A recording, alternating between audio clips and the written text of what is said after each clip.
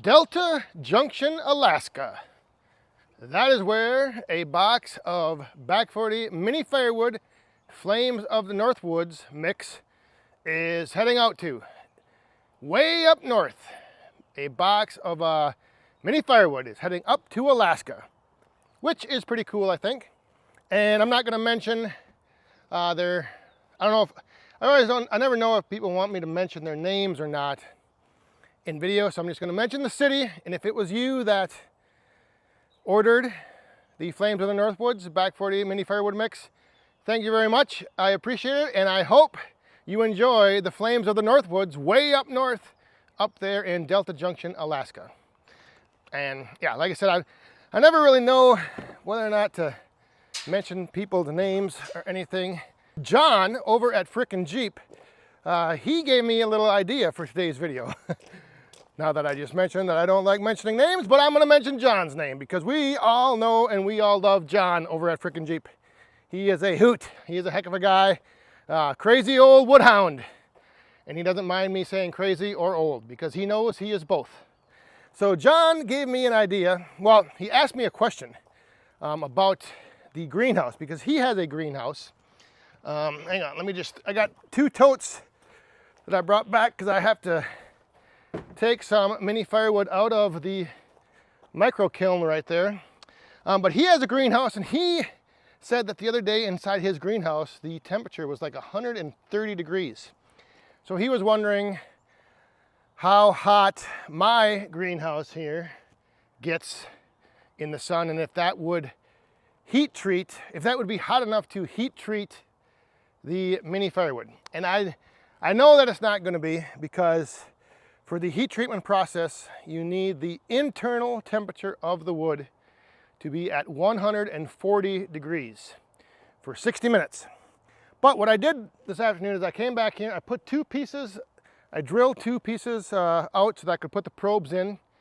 I have those 2 pieces and the probes just sitting in the greenhouse. So we're going to go in and we're just going to check and see what the temperature is inside the greenhouse, and then I'm going to put the probes in those pieces and see what the temperature inside the wood is compared to the temperature in the greenhouse.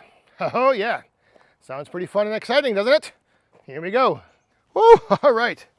It is a hot one in here. So there is my little temperature reading. They're actually thermometers, probes for like barbecuing and smoking meat. But I have those 4, and they're just sitting out in the open, and it's quite a range. It's 121, 112, 129, 114. So I'm going to take 2 of the probes and I'm going to put them into these 2 pieces of wood, and we're going to see what the temperature change is. So I'm going to put these in and compare what the inside temperature of the wood is that's been sitting in here all day.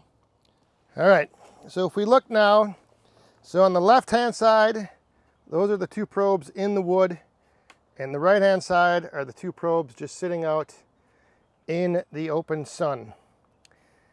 And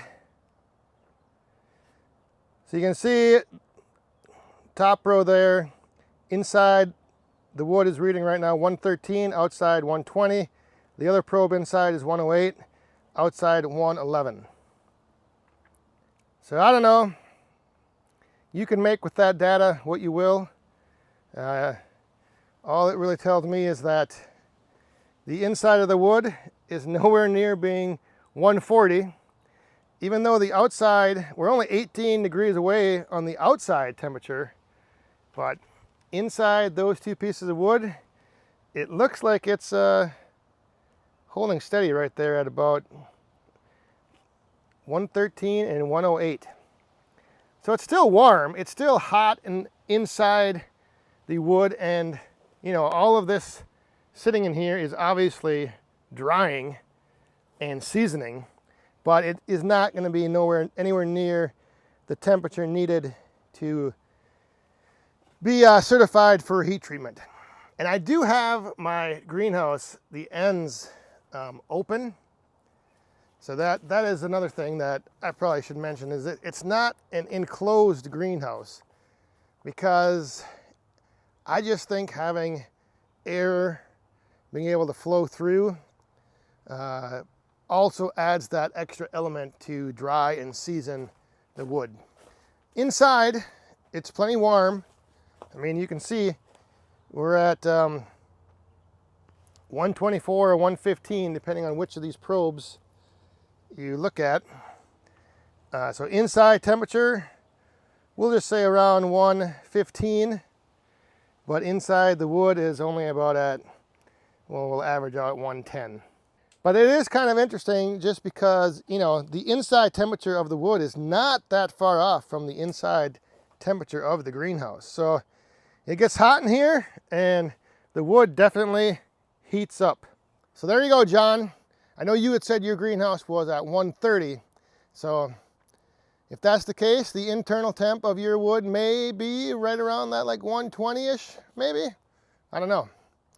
But anyhow, I did, if we look at right now, actually, inside the kiln without any fire burning, we are at almost 100 degrees. So that's, and I ran this yesterday, and then it was at the end of the day, so I just let all of the wood sit inside here. Ooh, and it is hot. And what do we have in here? We have some beautiful Back 40 mini walnut, black walnut, mini firewood. And yes, I know you're probably saying, what? Oh my God.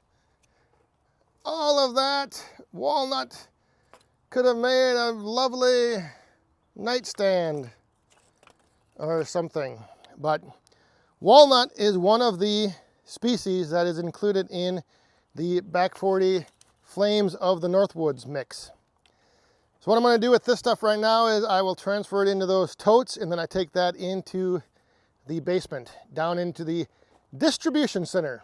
Whew, it is hot out in that sun. But yeah, so I'll take everything from, once it's run through the kiln and is heat treated, I'll take it inside down to the distribution center, and that way I have it ready to go in there. And the black walnut I was getting a little low on, so that is why yesterday I did a run of the walnut. And I guess that's, you know, I've heard people say that I shouldn't have walnut in the mix of the Flames of the Northwoods because the smoke is toxic. But I have not ever, well, I've heard things both ways. I've heard walnut is toxic, but it's mostly like the sawdust and the leaves, I think, if animals eat them or something. But I mean, if you think about it, like all smoke coming off of a campfire technically is toxic. Like all smoke is not good for you. So I don't know. I think having the walnut included in the mix was something unique, something different.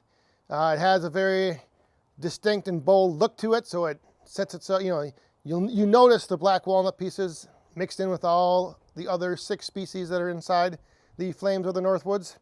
So yeah, it's just something different, something unique, and it's kind of cool because the Flames of the Northwoods has actually become one of the most popular items from back40minifirewood.com. But it was just kind of cool that the other day, actually it was 2 days ago, that the order came in for Delta Junction, Alaska. My very first box sent way north up to Alaska. And then putting that box together, I realized that my inventory of walnut down in the distribution center was getting a little bit low. So came out yesterday, put a run into the micro kiln, and then now I've got a whole bunch more ready to go. So I'm going to get that walnut out of the kiln, into the totes, and then down into the distribution center. Tomorrow night, the Back 40 live stream. I don't know if this has ever happened before, but we are actually having the live stream on the 4th of July. So I know a lot of you might be heading out to see fireworks in your hometown. I know the East Coast people, you guys will be right about the time the live stream usually ends is probably when your fireworks show will start. So tune in if you can. If not, have a very safe and enjoyable Independence Day. Happy 4th of July. We'll maybe see you tomorrow night on the live stream. I may have a few fireworks laying around that I might light off if we go into overtime tomorrow night. We shall see. Either way, like I said, I'll either see you all tomorrow night on the live stream or enjoy your weekend, enjoy your holiday weekend. Have a safe, happy Independence Day and enjoy your 4th of July.